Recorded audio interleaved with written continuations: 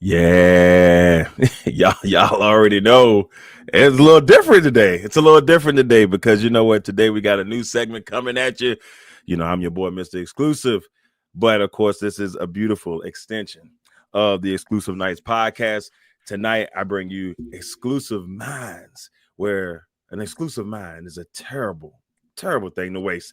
With that being said, let me introduce you. Well, you already know these guys, but I'm gonna go ahead and introduce you anyway to the phenomenal panel that is with me today, so we can talk a little deep into some things in wrestling today.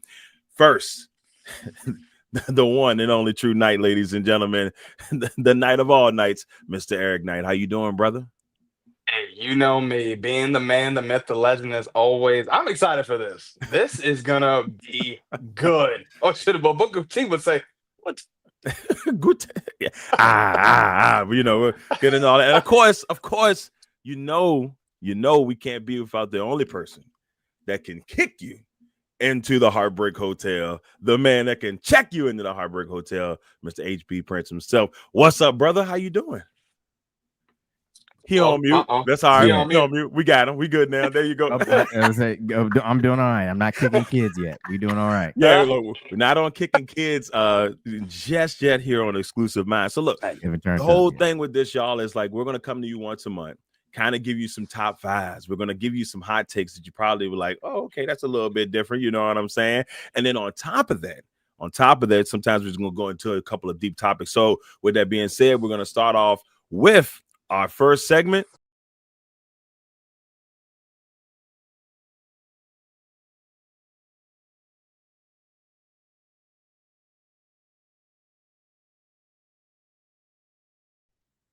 All right. So it's time to get into deep thoughts. And so our first topic in deep thoughts, there are a lot of people out here in the wrestling world who a lot of people have a lot of affection for. They love him. They think, man, this person is great. If they put the goal on him, he will be phenomenal. But the disrespect continues on so many levels. So today, the first question on Exclusive Minds is, who is the most disrespected wrestler in the world to you? Eric Knight, I'm going to start off with you, brother. In your eyes, who is being disrespected the most? Ah, man, it's funny how you asked me that because I had a couple of answers for this. The first one I said was, "If you want to talk about disrespect, Hulk Hogan." We are openly disrespecting him on every level. But, I mean, if we want to talk about somebody, I feel like that is legitimately getting disrespected. Uh man, my man Carmelo Hayes, man. Carmelo Mm. Hayes, man. Just I'm sick of it. I'm sick of it. I am sick of it. This man was the number one draft pick. You should have had something for him. Out of everybody else, my man has not gotten that proper jetpack on his back to skyrocket like we've seen Braun Breaker and Tiffany Stratton that came from NXT. So yeah, Carmelo Hayes is my most disrespected superstar right now. That's a really good choice, Eric. I mean, because you made a good point. He was the number one pick of the draft. There was a lot of hype about Carmelo coming in to SmackDown, and he had great matches. You've seen the matches with Randy Orton, and some great matches with Andrade, but it never materialized to anything past that. We haven't seen any, championship, like really opportunities at championships. It's just been crazy. Nothing. Yeah, man, it's crazy disrespect, man. I mean, again, I love my man Shinsuke, but we gave the title to Shinsuke instead of putting that U.S. title on Melo.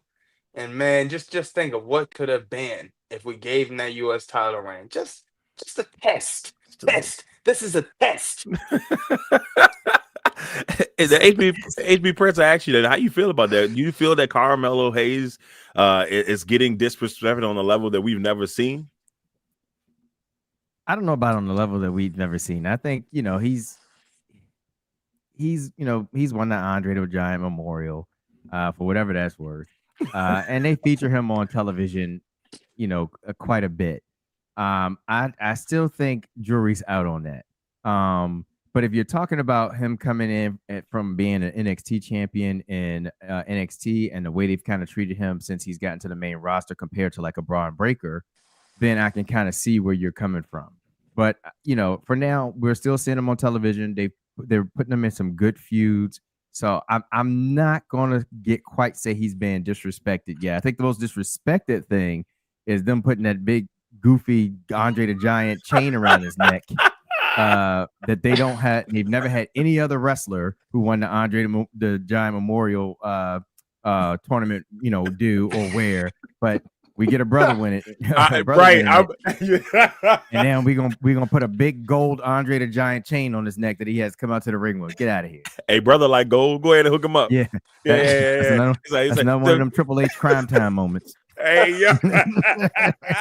It's like, you know what? Go ahead, brother. You got it. It's gonna look good on you, and then we're gonna have the Miz give it to you. So it's gonna just be great. Crazy work. It's gonna be great. Crazy work. Now, HB Prince. Now, Yeah. I know you gotta have somebody. Is there anybody in your heart that you just I kind of know? I think I know where you're gonna go, but I could be wrong. Who's the most disrespected wrestler in the world to you, man? I'm gonna swerve you a little bit on this because I have them down. I had two because I thought for sure one of you guys would take the first one that I talk about all the time, and that was Chad Gable. But actually, I'm going Ludwig Kaiser. Oh, I like this. I like this. I think Ludwig Kaiser is very disrespected in the sense that I think he is a complete package. I think he has the character. I think he has the in-ring talent and ability. I think when they had Imperium together, that was a great faction that they really should have pushed more like they did when they were in NXT. But I feel like Ludwig Kaiser is a perfect mid-card wrestler that should be wearing the Intercontinental Championship, and is somebody that you could say, he's been wearing the Intercontinental Championship for 400, 600, 700, 800 consecutive days. Whatever you want to you do, and it would make sense to me because he's one of those people that can go in the ring, can go on the mic, and he, to me, would make the Intercontinental Championship what it used to be when I was a kid watching wrestling and seeing a Shawn, how much it meant to like a Shawn Michaels and a Razor Ramon, a Stone Cold, a Bret Hart, like those people that went after the Intercontinental Championship, and then from there, being able to carry those titles, were elevated and then seen as big picture title holders, because they really cut their teeth in that mid card range. And I think Ludwig Kaiser is that.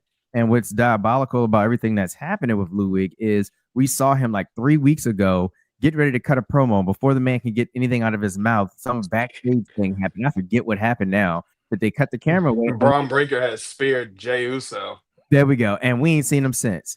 And I think they're really wasting the Intercontinental Championship reign right now with Dom, because I think Ludwig Kaiser would have been a great person to be going to have a storyline around. The matches he was putting on with Penta should have shown you that he was definitely in that picture. But that's, for me, Ludwig Kaiser.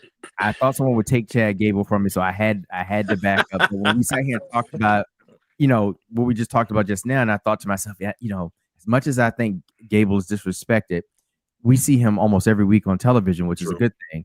Ludwig, we don't see. So at least in this situation, I'm going to say Ludwig Kaiser. See, that's I like that. But see, and it's funny because he can talk. Go ahead, E. Go ahead, E. I was about to say, what's funny how you said Chad and Ludwig? Went on Raw when Chad got hurt. Ludwig was the one that popped up in the background. Yeah. That's hilarious to me. And one more quick thing. I mean, just think about the story you could have, or what could be going on right now if you have Gunther, however you want to say it, carrying the heavyweight championship, and you have Ludwig Kaiser as the Intercontinental champion. I mean, it would be great. It would be great stuff going right now. But they've kind of split them up, or kind of tore them away from each other, and like we ain't heard nothing from Ludwig. Yeah, it's a little weird because I feel like it would work. I mean, Ludwig's an amazing talker. Like it's like some people have the swag when they're in the ring and he can speak. Yeah. And could you imagine like almost like a protege type? Yeah. You know, I mean, obviously it's been that way, you know, but more of like, yeah, I was Intercontinental champion. I can teach you to be Yeah. the great Intercontinental champion and surpass me. Like Yeah. all that is there for the taking. Yeah. Yeah. Let me ask you about that. How do you feel on Ludwig? Do you think that, you know, he's, you know, got a real argument here for most disrespected in the world? Oh yeah. Look. He has maximum potential to be that guy for that title. Like and the thing is, he's another one of those people where, like, even if it was an Intercontinental champion, you could put the U.S. title on him, and it would make sense. Yep. Like that's one of those people where you don't when you put a non-American person with the U.S. champion, and they love to he do would it. have been that guy. And I mean, he would have been so good. And I agree, man. Like, you know, it's funny. I thought about it because Drew made this point. Hey, shout out to Drew. Of course, you're giving us bangers, bro. Yeah, all day, every day. He made a funny point, and he said to me, he said, "You ever notice, like, you ain't seen Louis Kaiser ever since Charlotte Flair said that whole thing about him being her DMs? You ain't seen him since then." Yeah, and I was like, man, I said that is 100% true, bro. I said, I've not seen this man. That's crazy. And it's crazy, man. Charlotte did something. Charlotte said, so I don't know. I ain't trying to point fingers, but somebody's responsible for my man not even being on TV. He has disappeared. It is. He has disappeared. What type of pull does Charlotte Flair have, man? I don't know, man. She got something. Where's Carmella when you need her? You need somebody that can beat Charlotte Flair. Charlotte Flair. I beat Charlotte Flair. Me. Hey, that package was hilarious. Classic. It's all about me. It's all about me. Oh man, I miss Carmella, man. I miss Carmella too. She was very entertaining. Yeah, shout out to her. I think baby number 2 on the way. So congratulations on that for Carmella. Hey, Corey not playing, is he? Nah. He's trying to lock it in. I guess he go getting all the bills. I guess. I mean, you don't want to let Carmella pay none at all. You know? Nah, not at all. Crazy word. So all right. So I had to think about this a little bit. I was kind of going around. It was a little bit hard for me because I was like, "Dang, who do I really want to put in this spot?" Because there are a lot of great wrestlers in there. Now, I chose one close to my heart, and you mentioned him, Eric, Shinsuke Nakamura. Yes, Shinsuke was United States champion, right? But let's really take a deep dive into what Shinsuke had in the palm of his hands.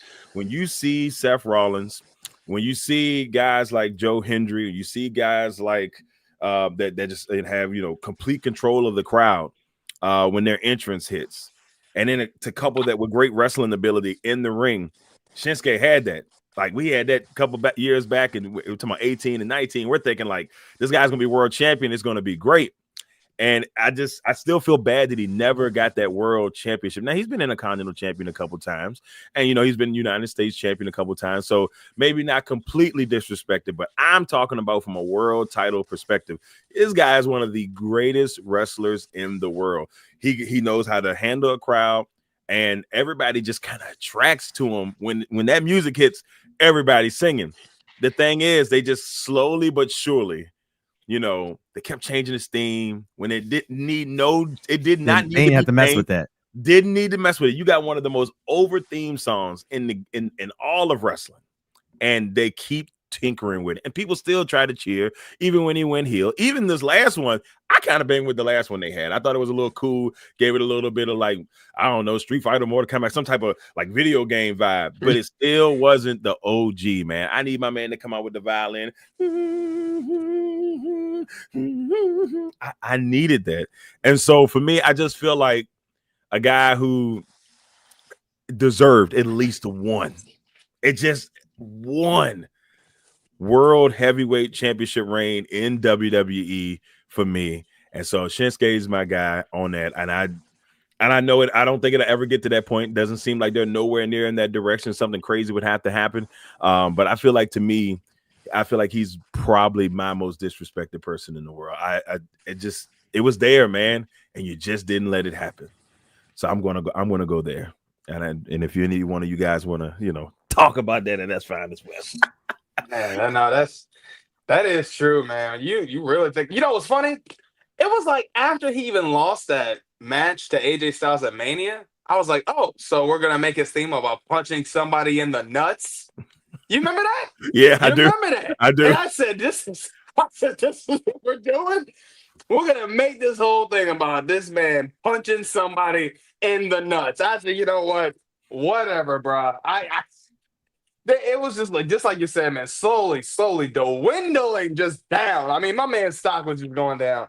I agree, man. That was, yeah, It was a very little rough. It was a disrespectful. little rough for your boy. What Yeah. it was a little rough for your boy. What about you? Yeah, HB? no, I don't think that's a bad choice. When you talk about a disrespected wrestler, only because when you think about how big Shinsuke, I mean, I downloaded his song just on my playlist just so I can listen to sometimes, just because his theme music was so dope, and I love when he would have to come out and play the violin.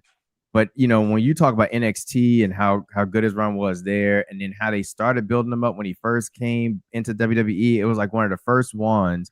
Not the first, but one of the first ones that Vince didn't quite destroy right away. Right. He kind of let run a little bit and actually gave him some championship opportunities and stuff like that. But yeah, lately he's just not the same anymore. Like I don't know when they soured on him or what made them sour on him, but like just they gave him man back the United States Championship. He had it for like 3 weeks or so. 4 weeks maybe, or whatever it was, and then lost it again. Like it, and it's, and I believe it was right before Mania he lost it or something like that. And I just, I don't know why. I don't know why they went south on Shinsuke, but he was definitely over in NXT, and you thought he would have a good run in WWE. And like I said, and I thought based on how Vince treated him when he first got there, that he was going to be in good graces with WWE for a long while. But that part, yeah, that part. I think the thing that bothers me the most is, and look, this is going to be bad. This is probably going to be shade at my man The Miz, but if The Miz can be a 2-time world champion, you can't tell me, bruh, Shinsuke don't deserve. Come on, bro. Yeah, don't deserve at least one. But that's just me. Yeah. Now, HB Press, I really thought you were going to go with Finn. That's who I thought you were going to say. So I was like, he's definitely going to say Finn. He's going to tell him it's Finn and then just let it be. But hey, Chad Gable, Ludwig, very solid choices. I can't even. Yeah, it's sad. That's a good point. It is sad though, because they had my man Finn, the inaugural WWE, champion, and then never gave him the Rock back. Never passed him the Rock again. Nope. It was like my man missed one 3-point shot, and they say, well, you ain't getting the ball the rest You're of the done, game. son. You're done. You out. You're done, son. Hey, man, wide open. They just I don't care. I'm going through triple T. In anybody. But it's crazy. It's criminal. It is. It's criminal. But I don't know why. I have hope. For some reason, I just feel like Finn can do it. I was watching something the other day on like the Bullet Club, and just seeing the young Finn, when he was in the Bullet Club and how that went, and then how the Bucks beat him and kicked him out and all that kind of stuff. They was kicking everybody out. Yeah, but and I was like, man, Finn was such a talent, and it's sad now that he's like just stuck in this abyss of the Judgment Day, man. And they have not let that man loose. I hate it for him. I really do, because I feel like we're missing out. We're still missing, and he's another example of greatest theme song with crowd participation. That you come out as champ. I mean, we still do it now. Even when you hear little teensy weensy bits of it in his promo, you be like, so I mean, bring it back to us. We ain't gonna be mad. I promise you, I ain't gonna be upset. Come on. Then it's like when they had him loose to the Fiend, brought him back to NXT. He reinvented himself back as the Prince. Yes. And I said, oh, here we go. We're cooking. We are cooking. And then what y'all do? You brought him back up to the main roster, and you made him look like a joke again. Same dream. It's the craziest thing. But there's so many wrestlers, man. I keep wondering if Finn will have to leave the WWE in order to ever get back into any type of glory. It feels like if he ever decided to go, I really think he could thrive at AEW. Like I mean, the way AEW starting to like climb, and make that move, he could be a champion there, and he would have that crowd in the palm of their hands. I truly think that he could do it. I truly think he could do it. So yeah, no, so many choices for disrespectful wrestler, the most disrespected wrestler in the world, and and I feel like that will continue to grow over the years. So I feel like this is going to be a topic you bring back next year. You'll be like, all right, who's the most Oh, it's gonna be disrespected? somebody Right? else. Somebody else is going to get that heat. So as we continue in deep thoughts, the next one I wanted to bring up is if you can make one move, and I saw this on I can't remember what podcast I saw it on, but I thought it was a great question. And it was saying, if you can make one move right now as the head of WWE creative, they say, all right, we're gonna take Triple H out. You can make one move to fix whatever. What would it be? HB Prince, I'm gonna start with you. If you can make one move as the head of creative right now, what would that move be? So, oh man, mine is, I don't know, it's kind of weak, but it's something that's in my mind. I just wish I saw more, and it goes back to the mid cards titles. Like, I'm thinking about Dirty Dom right now with the Intercontinental Championship, and if I was in creative, I would love to have a good story, like a good storyline, that's featuring and centered around that belt. Like, I still think back about Brett and Stone Cold and how great the story and everything else leading up into their match, and then the match that they had. And I'm just like, that is what you want when you talk about title pictures. I still think about, and I know it's outside of the promotion, but like the Tony Storm and Mariah May, that storyline, how great it was, the matches they had over it. And I want something like that around the mid card titles. I still think about Stone Cold and Vince McMahon and that storyline and how great that was. And it's just like, I'm a sucker for stuff like that, man. Like good storylines that lead to these types of matches that are just, A1. And I don't think they do that anymore with any of their mid-card and tag team titles. And if I was creative, that's what I would want to focus on. Like, okay, how can we make an interesting story, a whodunit type of story, something like that, where our Intercontinental Championship is involved, or our United States Championship is involved, or maybe there's a tag team that's storyline that we can do, and just make it like just something cool, something that's like, hey, I this has my attention. I can't wait to see what happens next, because it's a great story. Like, just as an example, I still, because it, and this is how wrestling can stick with you.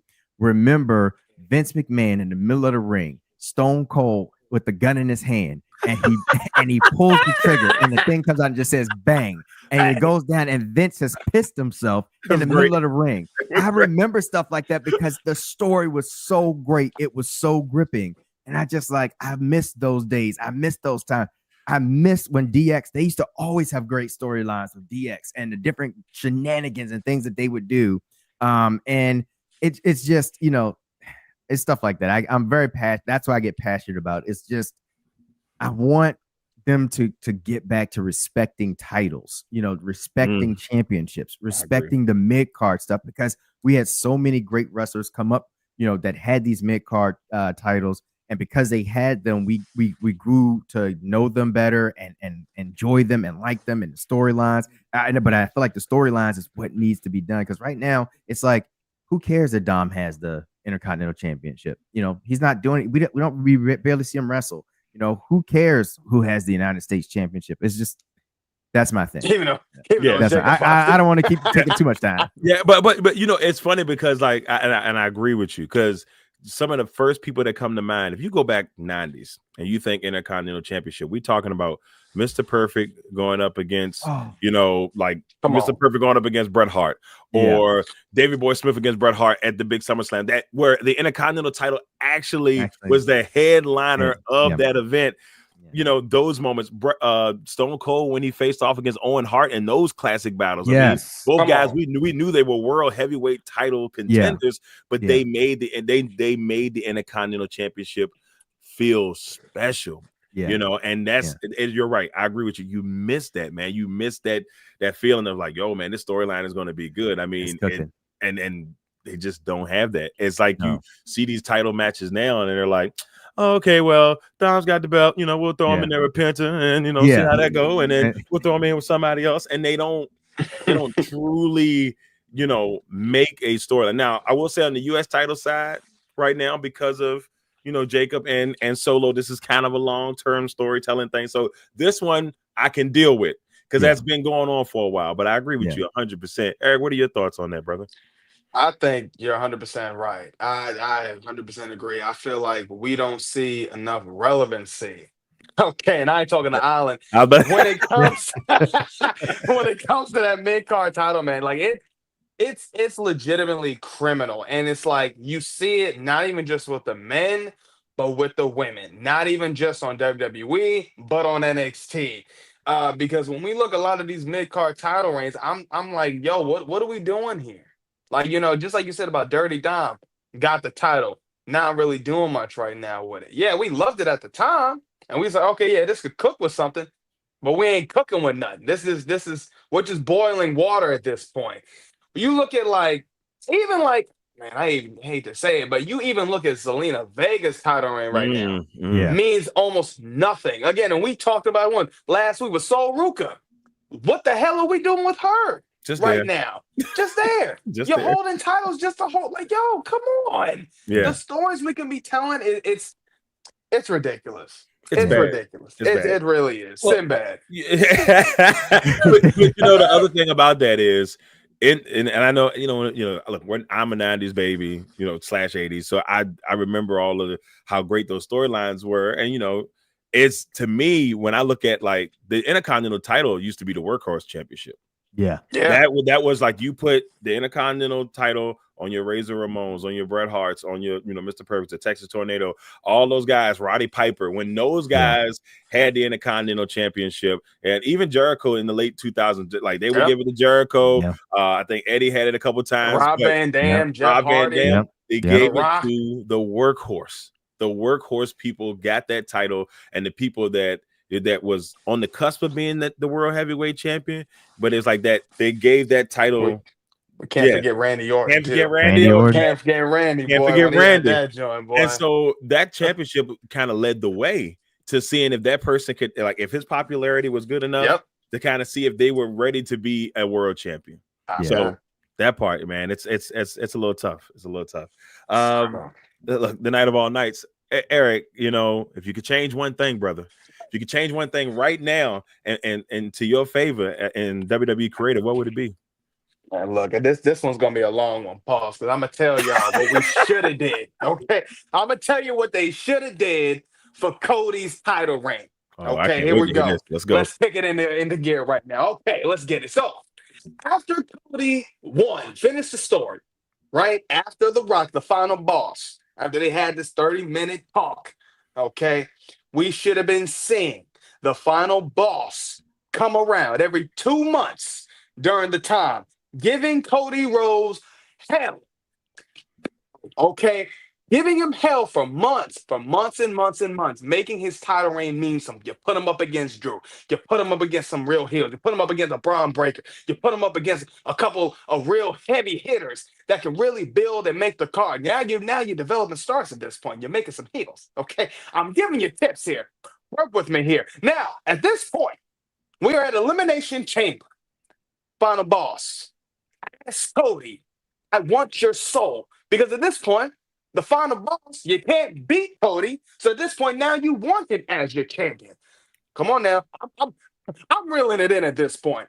Now at this point, Cody says, F off, Rock. All right, we got it. Now, this is all about to make some sense here. Now we fast forward. It's funny, I feel like I'm doing the whole review of the show at this point. At this point, now we're at WrestleMania, night 1, where Seth and Paul Heyman become a thing. Now is where we come to night 2, where John Cena turns and becomes heel. And at this point, Seth comes out. Paul comes out. Triple H comes out. The final boss comes out. Now, everybody has turned on Cody. And at this point, the Authority 2.0 is now created and is now made in the image of what Seth Rollins has wanted. And at this point, now, we have built the baby face of Cody Rhodes to where there is no other way Okay, there's no other way where Cody has no other option but to fight at his hardest, fight at his best. And why can't he do it? Because now you got Seth. You got Seth. You got the Authority 2.0. Now this all makes sense. Why? Because Triple H said he told you. You watch what you watch. I don't care what you want to watch. You're going to watch this. Why? Because this is what the Authority is. Seth is telling you, I'm making this in my image. Man, look, I go lie. It writes itself here at this point. I'm just saying, if they would have did that, okay, that was just one of the things I thought about. That was just one of the things. My other thing I said to myself, man, let's just give my man Montez Ford a singles push. I don't know how many more times I got to say this. Let's just give Montez Ford a singles push. Let the man cook. Let him cook. We see what he does. Look, the Instagram stuff, the stuff he's doing on Instagram, come on. Come on. You imagine the kind of promos this man would be killing doing? Look, if you gave him an intercontinental title reign, you gave him a U.S. title reign, if you let this man win the Royal Rumble, you imagine the pop? You imagine what he would do if he won at WrestleMania? Being not just a champion, but a real champion. A man that's got the perfect package. Pause. He can give you some funny moments. He can get serious. He can go on the ring and go crazy. Okay? The man can give you some crazy athleticism. Give you some strength. I don't get it with that, man. We gotta let my man Taz get the push. That is another thing I would tell. If Triple H wasn't in the room, write it in there right now. Erase everything you got. Whiteboard clean. Montez singles push. That's it. Walk out the room. It's done. That's what I got, man. Those are my biggest two. I like that. I like that. HB Prince, you got any thoughts on that? No, I like it. I feel like they squandered what they had going with that story of Mama Rhodes, and beating Cody with the belt and all of that, and they just squandered that whole thing. And what was so good about that was actually a good story. Yeah, it was actually a good story that you just that made you look for it, and then how everything played out in WrestleMania. Like that was probably the last good story that they had going into WrestleMania, because this year WrestleMania, I don't know if there was really a real gripping story going into WrestleMania that I can remember or think of right off top of the head. But that one was good, and because it was given that old school vibe of what we used to see back when we were younger. Mm-hmm. The outside promos where it looks like I'm like, is he going to toss Cody over the bridge? But he's throwing him he's throwing him into a camper. Because was it the Rock and Stone Cold feud where the Rock threw the belt or Stone Cold threw the belt over into the river or something like that? And then the Rock threw him in the Rock threw him in the river. And the Rock threw him in the river. That's the vibe that I was getting from that. And I was like, you can tell the Rock has his hands in this, or excuse me, let me fix that blasphemy.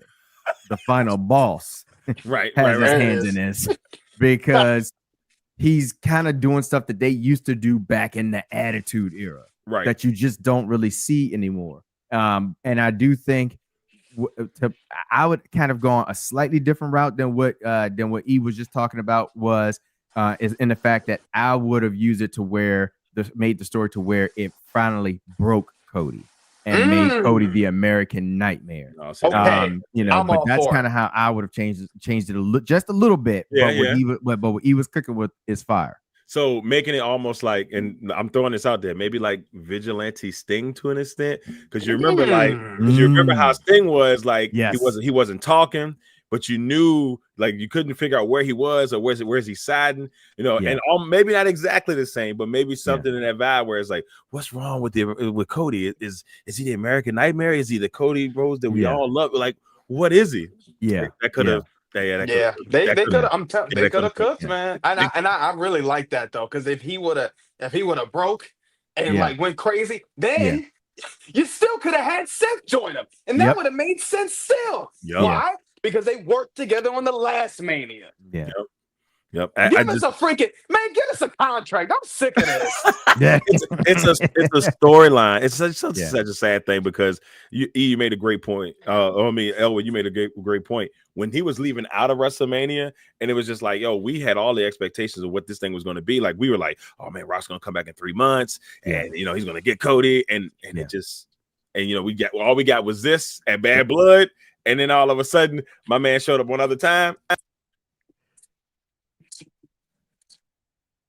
Oh, your mic went out again. It done cut out. You're muted. You muted yourself. But can you hear us? Nope, he out. You out. But just real quick though, 2E, while Mr. Exclusive get himself back, we still haven't found out what he whispered to Cody Rhodes. What he gave him. Like I'm like, are we ever going to finish that story? And I don't know if they're going to get back around to it going into Mania this year. Just because right now you're still dealing with all the mess with Cena and how that's going, but I'm still trying to figure out what in the world did he give Cody? What did he give Cody? What is the end of that? See, and I'm not even gonna lie. If it was the Ula Fala, that would have made sense, right? In a lot of ways to me, because it was like Roman wasn't there, Solo was trying to do whatever. So even if he gave him the Ula Fala and was like, you defeated my tribal chief. Okay, whoa, this is a little. I mean, I would have been okay with that. Like just something. I would have took anything, but hey, pause. You gotta pause that. Yeah, pause. That was crazy. Super no diddy. And look, I know they dropped 3 charges today, but he's still not getting out, y'all. They only dropped 3 charges today. We it's still no diddy. Take that. So, all right. So I'm gonna keep mine kind of simple. The one thing I would change, and I feel like this probably should have happened about 2 years ago, probably, if not. And that for me, you got to put, in my opinion, your smoothest talker as world champion, and that's LA Knight. I feel like if I'm gonna do anything right now, you give LA Knight the push that he deserves to become world champion. Now, there's potential here. He started this feud with Seth Rollins and The Vision, as well. I'm going to affectionately call him until they give us a name. And so when this whole thing happens, I'm like, okay, this could be a really good setup for LA Knight. But I would, as creative, I would make sure that we follow through on this, okay, and give him, like, put him out for a couple months. He makes an epic return. By this time, Seth is champ after the Money in the Bank cash in, and we talking about LA Knight is just giving him pure hell until he climbs the mountaintop and becomes whatever champion, the championship that our man Seth Rollins has at the time. Me personally, I probably would give him the WWE only because I want to see him with that WWE World Championship. And to me, I think we could be doing LA Knight an injustice by not giving him a world title reign. Look, LA Knight's in his 40s now, and he still probably got a couple of good years where he can still be, a solid world champion. The fans absolutely love him. You bring it up all the time. We haven't even seen real heel LA Knight. We waiting for the dummy button to just come on in the kitchen. And so one way or the other, even if if he does it as a heel or if he does it as a face, it's going to be nothing but pure gold. So my first objective would be give LA Knight the title and see how great I think that title reign could be, because there's so many storylines they can go with it. He's a great wrestler in the ring, and you can't take that away from him. So for me, I would give LA Knight the title and make that man a world champion. It's long overdue at this point. So that's what I would do. Yeah, can't argue with that. I agree with that 100%. Yeah, that's what I would do with that. Now, we're getting in deep. We still got 2 to go, but no Diddy. Before we get into that part, it is time for our top 5 section, and this time we're doing top 5 tag.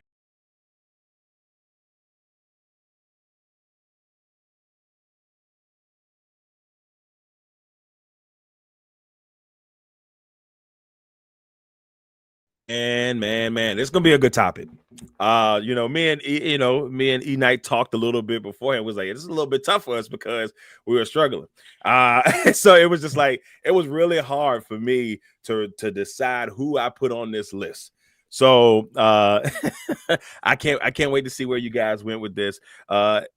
Elwood, aka HB Prince. I'm gonna start with you first, man. Give us your top 5, and you can throw some honorable mentions in there if you want to too. But give me your top 5 tag teams of all time. Are we Five to stay going? alive, baby.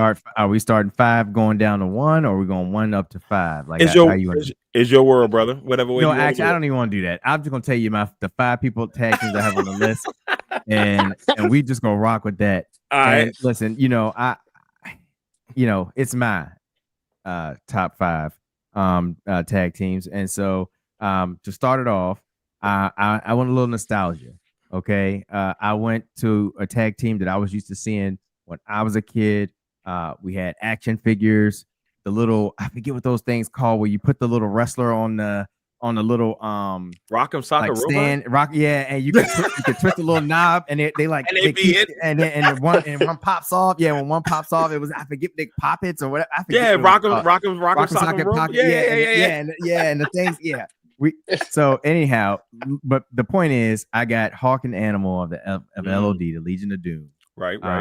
And then I could not go without putting a tag team that I just loved, and was my favorite for probably my whole entire childhood, and it was, ladies and gentlemen, boys and girls, and children of all ages. I had to put in the New Age Outlaws. The badass Billy Gunn, the Road Dog Jesse James, the New Age Outlaws. Man, I used to love when Road Dog came out, and as soon as I heard I knew what it was. Ladies and gentlemen, boys and girls, and children, or whatever you say, around the world. But yeah, I loved New Age Outlaw, so I had to have him on there. And then, of course, I got the Heat, man. I had to have the Heat on there, the Harlem Heat. That me and my brother, would start wrestling when the Harlem Heat music would hit, and we'd watch them wrestle, whatever. And right after they were done, we would get on our parents' bed. No, we weren't supposed to be on there. And just start wrestling each other, doing leg drops, trying to do spinneroonies, it was just how we were. I mean, it was, man, I used to love it. Whatever that laugh was. Hey, Harlem Heat, I had to have them on there. Then I got the Hardy Boys on there. Got to give them a little respect, because they definitely deserve it for what they did with the tag team division.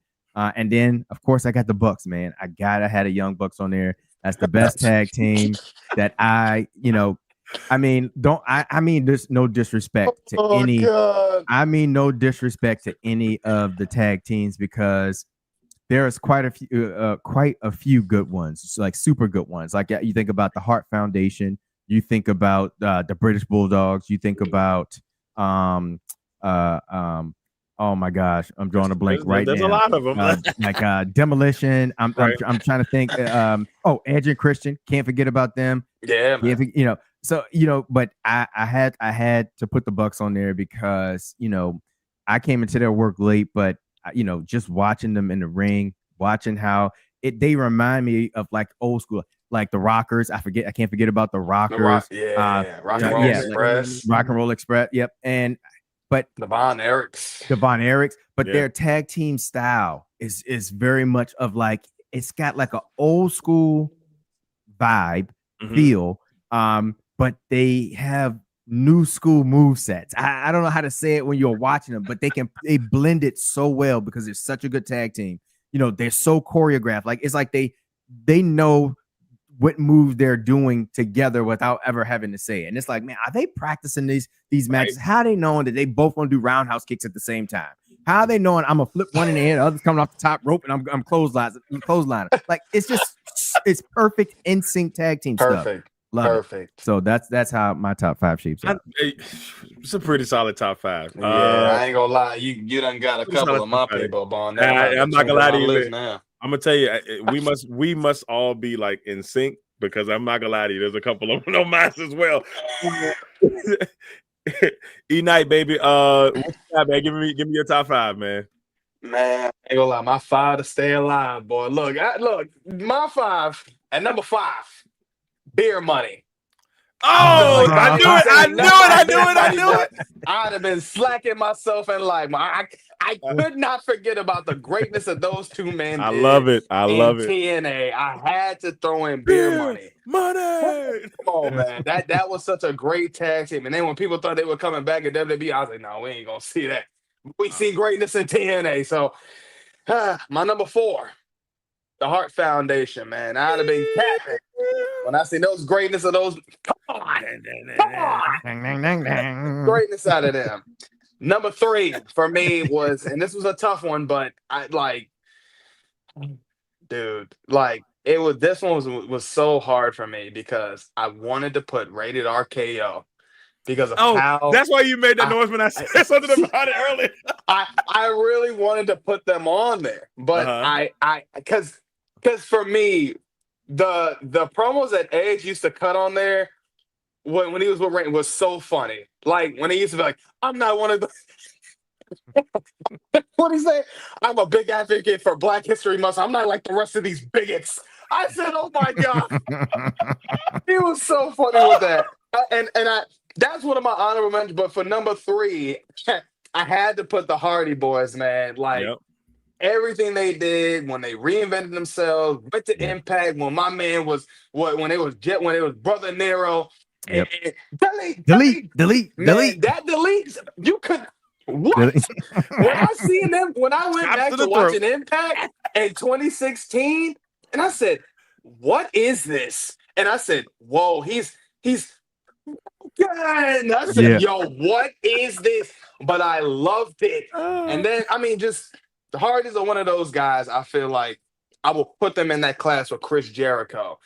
When you look at them and how much, and like Chris Jericho is one of those people that can always reinvent himself. And the Hardys are one of those guys that can definitely do that as well. That was my number 3. Number 2, got to go to the modern day at this point. The Street Profits. I'd have been capping if I ain't put the Profits on that list. Okay. I was gonna say the Maharaja. hey, crazy word. The game, baby. Hey, yo.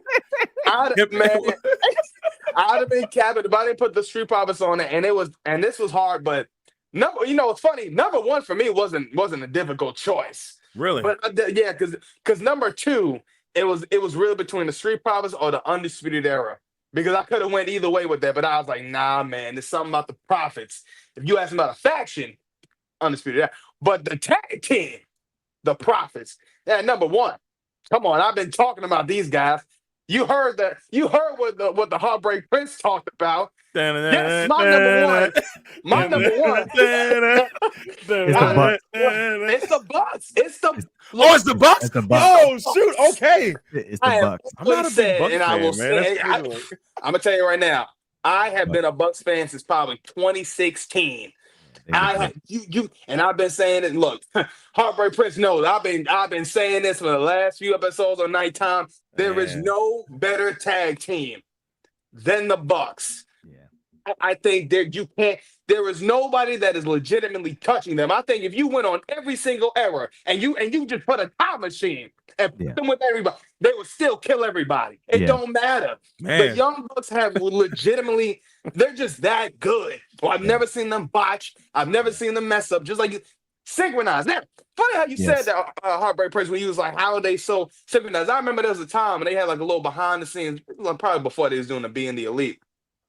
And it was like Matt and Nick was just going over a match in their head. It was like super kick. So I say, what the heck? And in their head, that's legitimately how they do this. Yeah. And when you look at just brother magic, man, I say this all the day. The best tag teams are the brotherly tag teams. True. And just everything with the Bucks as a whole, man. Like, I love Matt on the mic.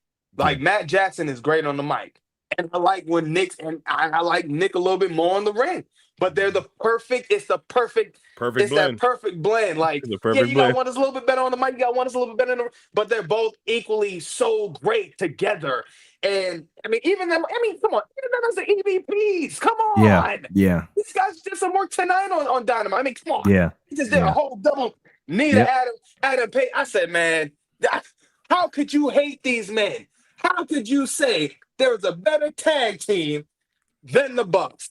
And they're at my number one, baby. Dang, I feel bad because I didn't even put him in my group. It's okay. It's all right. It's your group. It's your group. It's your five to stay alive. But you know, it's the thing. Like, I love their ability in the ring. I don't know. Maybe it's just me. I haven't been able to get. Maybe I don't get enough AEW in my bloodstream to maybe really like fall in love with them. But I have seen them wrestle, and they're great in the ring, so I can't take that away from them. Now, with that being said, all right, let's go. So, you see me, I'm rocking a Booty-O shirt today, but they're not in the 5 to stay alive. So I wanted to go ahead and give a shout out to, I believe it's a 13-time world champions at this point. It was either 13 or 12. 14 now. 14? Okay. 14. My so God. 14-time tag team champions. I'm going to give them some love. Now, the only reason why I didn't want to put them in the top 5 is, yes, because they're more like a faction. Yes, they've been tag team champions, but it's 3 of them. So for me, I'm just like, it's not 2 people. I don't know why I feel like it has to be just the 2, but they all have worked well together, you know, and they rotate. So I did want to give them a shout out because, you know, they've been doing it for so long. They've been amazing. They've entertained us for years. They're doing good work right now. I still think it could be better, but that's because they don't give them a real rivalry yet. But I'm just saying. But yes, I want to put them in there as my honorables. I also had, and I know a lot of people beat me up, and if you're watching this, but I had the Road Warriors because a lot of people had Road Warriors as number 1. And I love their presentation. I love everything about the Road Warriors. I couldn't put them in my top 5, but I wanted to give them some love. Now, the last honorable mention before I go to the live for 5 here, of the 5 to stay alive.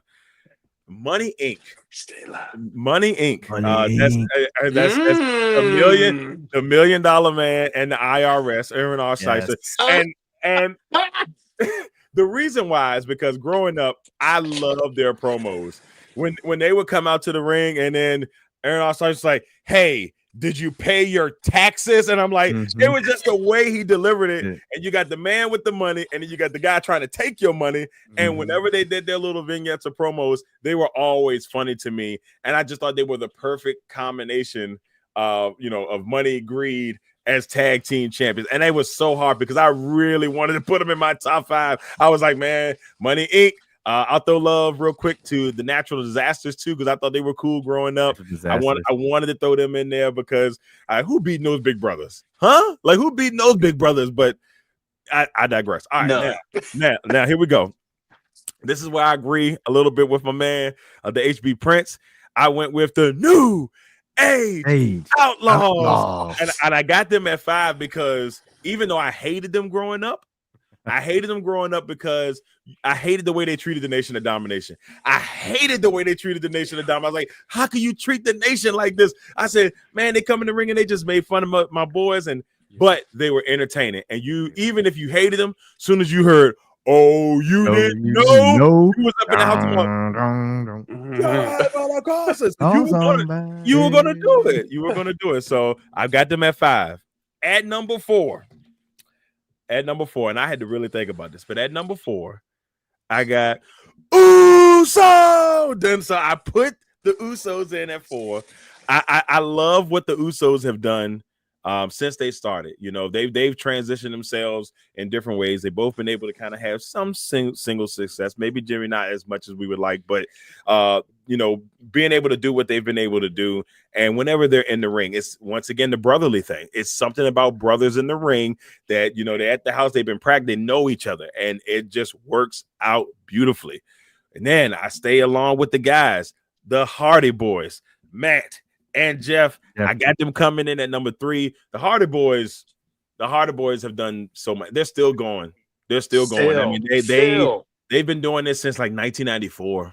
I mean, when they were in WWE as like, enhanced talent, 1994, man, that I was 10.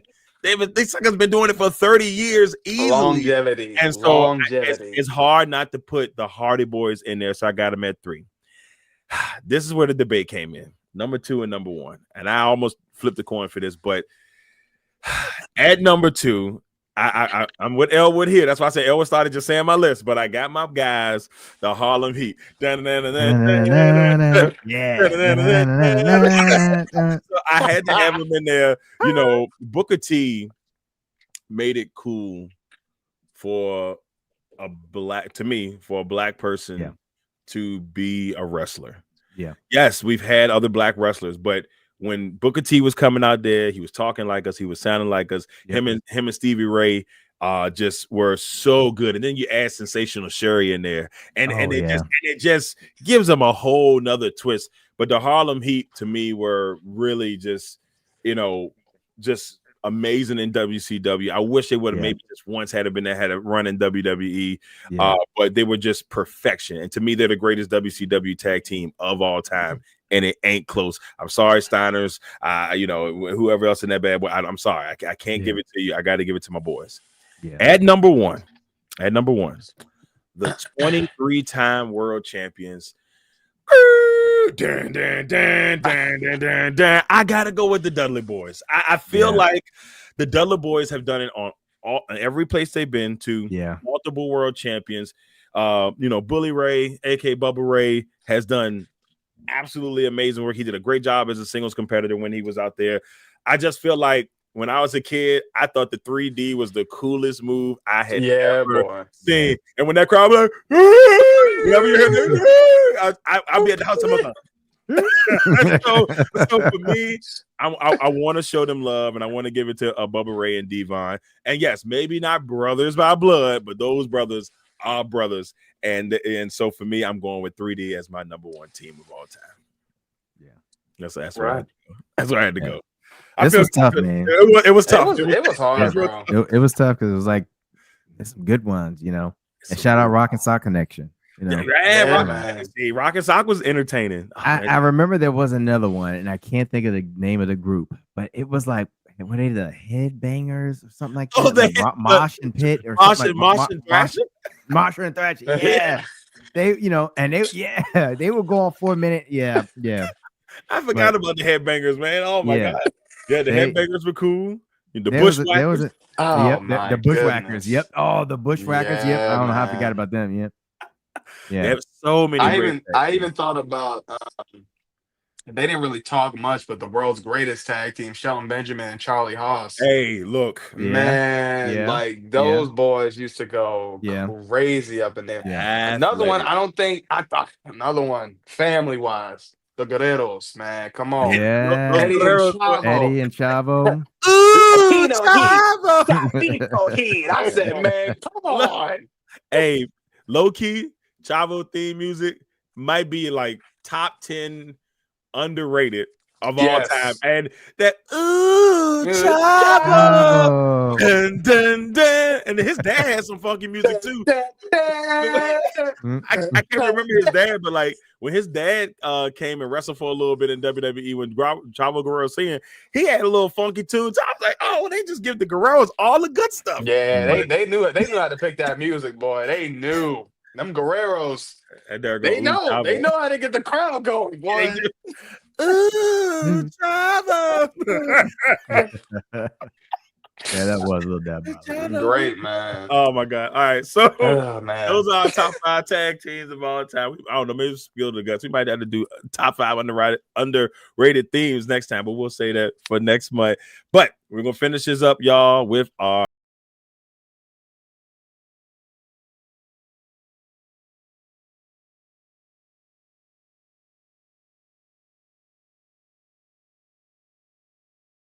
All right, everybody. So look, we're gonna finish it up here on our first episode of Xclusive Minds. This has been a fun one. I'm not gonna lie to you. Me and H.B. Prince talked a little bit before. I was like, man, I'm a little tired coming in. We know we're a little late, but my energy level done perked up since we started talking. So I've had a really good time, and I appreciate you fellas for joining me for this first episode of Xclusive Minds. It has been absolutely fun. So now with the hot take section here, we're gonna give something off our chest here.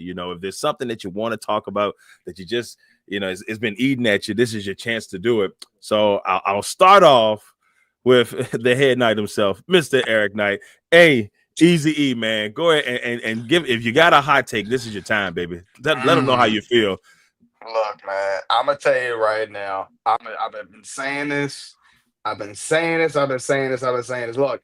the way this is looking right now. All right, hot take. Okay, y'all have been pushing this man, Sami Zayn, saying all this stuff. Oh, Okay, y'all saying all this. I'm gonna tell you right now. This is my hot take. What's today? June 25th, June 25th. 2025. Yep. Mark my words. Sami Zayn wins the Royal Rumble and has a WrestleMania moment and wins the World Champion. I like Tell it. you right now. I like Tell you it. right now. I like There's it. too many. It's too many things. They're saying too much. They've They're saying too. they've been pushing it. They've been They pushing it. Now, and low key though, I need Cross I to wanna win see it. it. I need Cross to win it. yes. I need Cross to go Night ahead of and win Champions. at Night of Champions. I Mhm. need that for him. If not, at least a really good match. But I'm hoping he get the dub. I need the Yes. lovable loser to keep on losing. Come sorry, sir. That's right.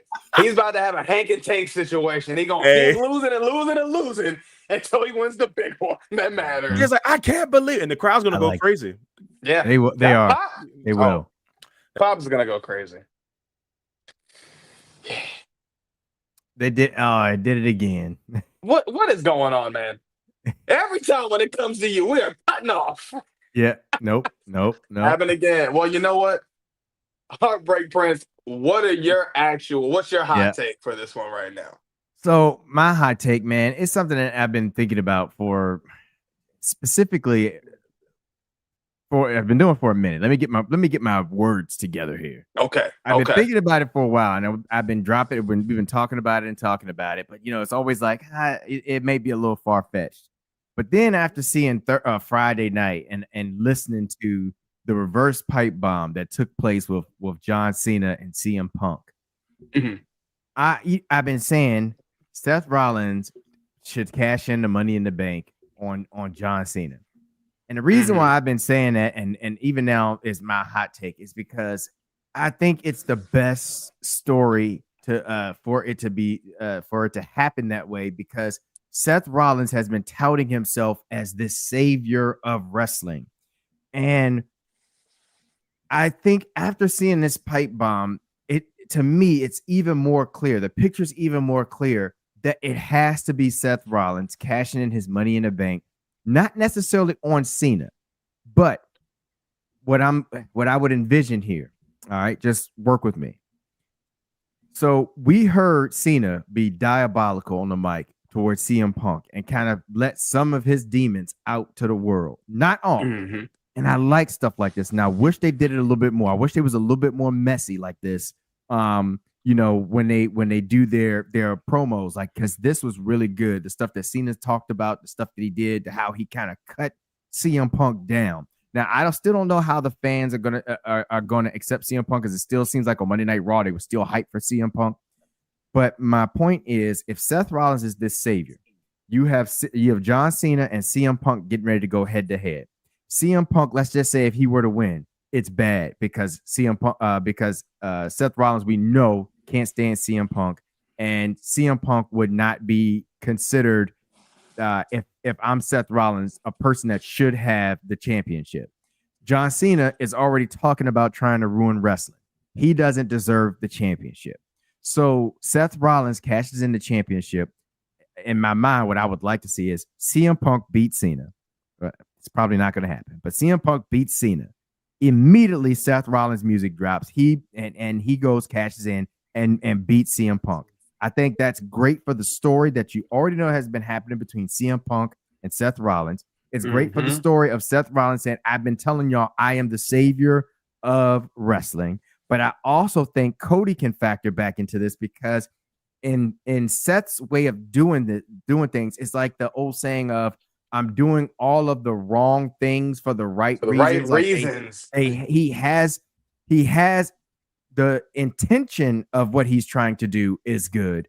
How he's going about it is bad, is diabolical. But then you have your knight in shining armor, let's just say, and that's Cody Rhodes, who the fan loves as the face and all that kind of stuff. Now he's after Seth Rollins to get the belt back, and to be really the true savior of what wrestling is, or of wrestling.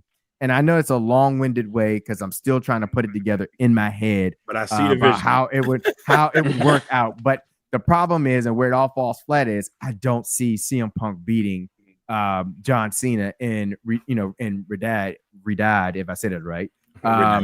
Yeah. So it's like, So I don't know exactly when he'll be able to cash in. I just to me, I just don't see Gunther being.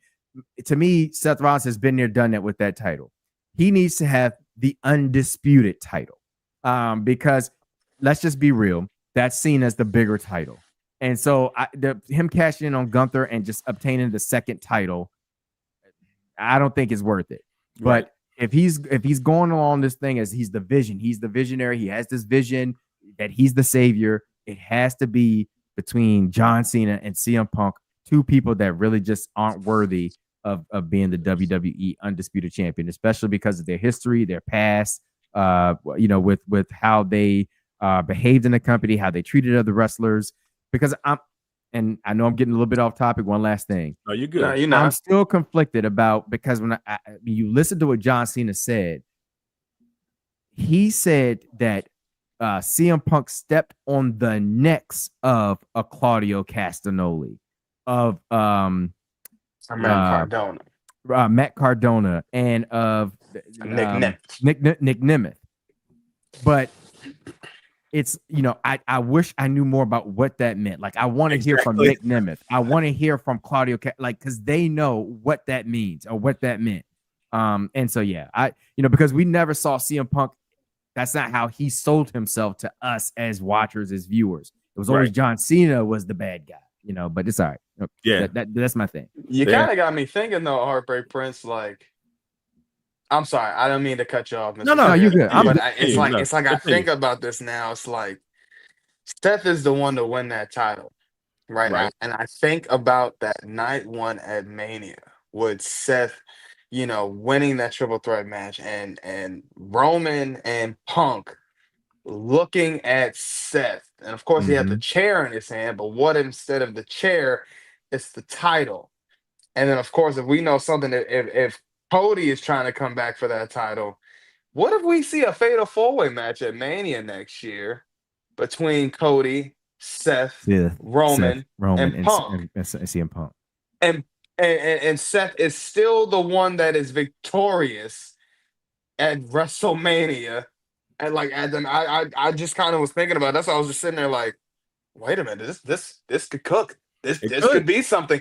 This could be something. You're on to something, HB Prince. I like this. I like this a whole bunch. I like it too. I like it. Like I said, we'll see. I think it falls apart though in reality. He's like, I don't know how I figure it out, but it falls apart. It falls apart because I don't see CM Punk beating Cena.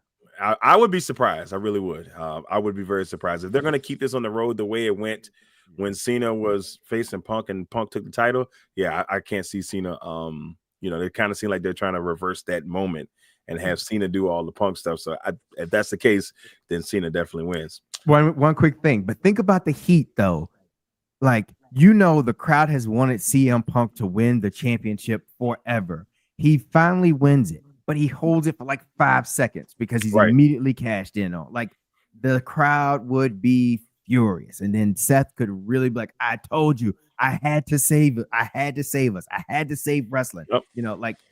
Great. He's it would be great.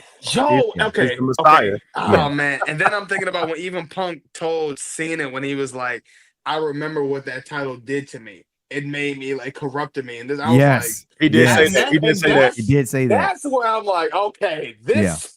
Yeah. Okay. Yeah. You know what? We're not the people with the pen. I'm sorry. the thoughts are there. And this is why we're exclusive minds, because our minds are beyond everyone else. These minds are exclusive, baby. All right. So my hot take, I'm going to go to the land of AEW. So, and look, y'all know me. I do watch AEW. I mean, maybe not watch it as much as I should, but when I don't, I go to nighttime, and nighttime gives me all the tools I need to know about the greatness that is AEW going on right now. But with that being said, there's one thing that's always kind of bothered me, and I've never really liked his character since he became AEW World Champion. My hot take is he is a terrible wrestler. I am not a fan of Jon Moxley, and I think that his style, everything about Jon Moxley is absolutely trash. So I'm sorry.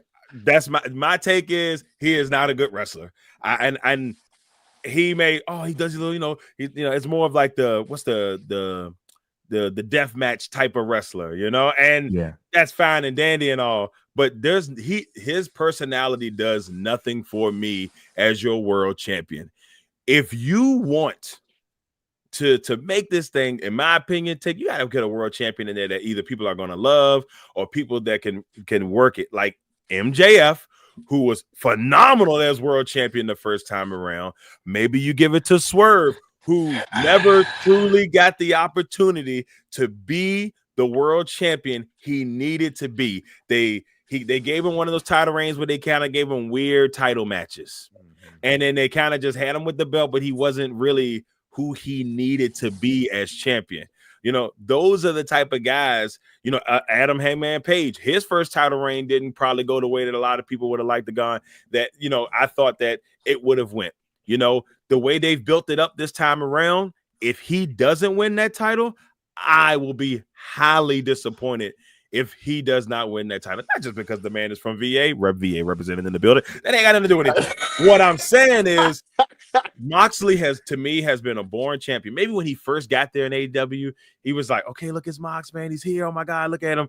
And it just never did it for me. I didn't like him really that much as Dean Ambrose. I thought he was a little lunatic. He made a little funny punchline here and there. I'm like, all right, cool. But you are the least talented of the Shield members. And that's the way I've always felt. I thought you used to be the better talker, but that was when you were in WWE. Now everything just seems, I can't put my finger on it, but I just don't think he's a good wrestler. And he should not be your world heavyweight champion. You have very capable people. When is Will Ospreay going to get this title?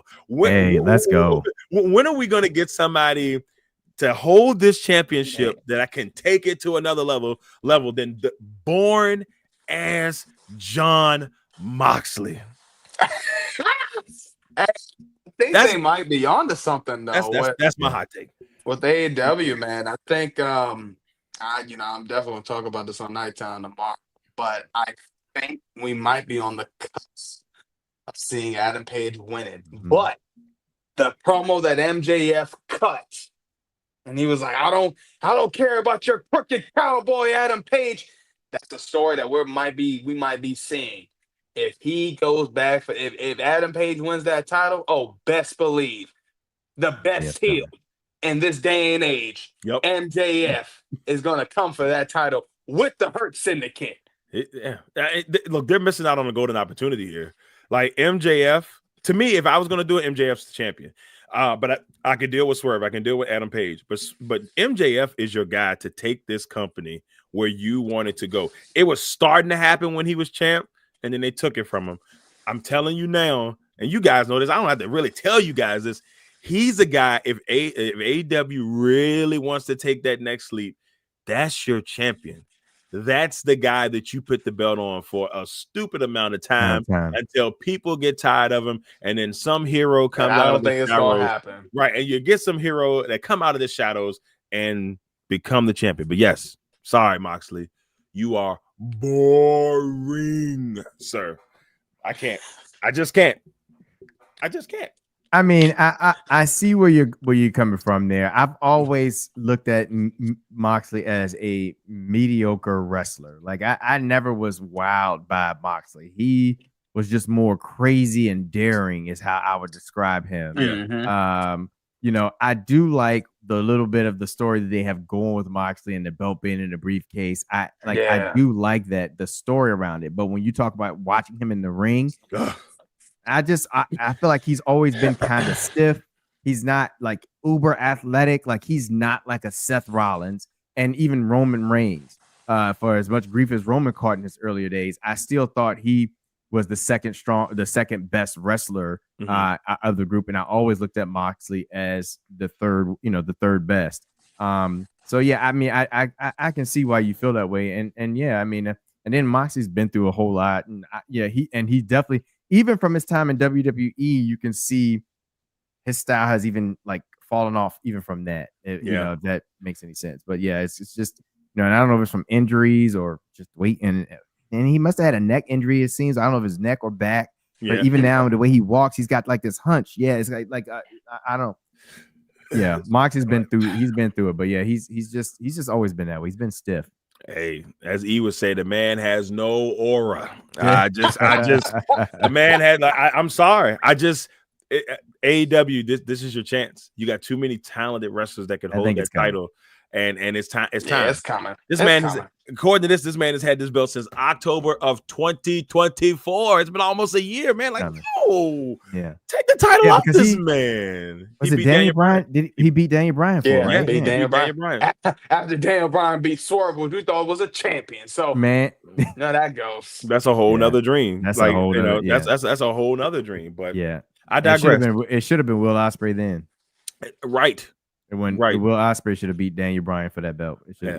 I've been very surprised that Will hasn't had the title yet, but I mean, and maybe in due time. I mean, especially after we saw. Remember when MJF and Will Ospreay went and they had that? Wasn't that gold? Yes. That was gold. My God, there's so much potential, but you gotta take the title off the man with no aura and the man that is, to me, the most boring wrestler.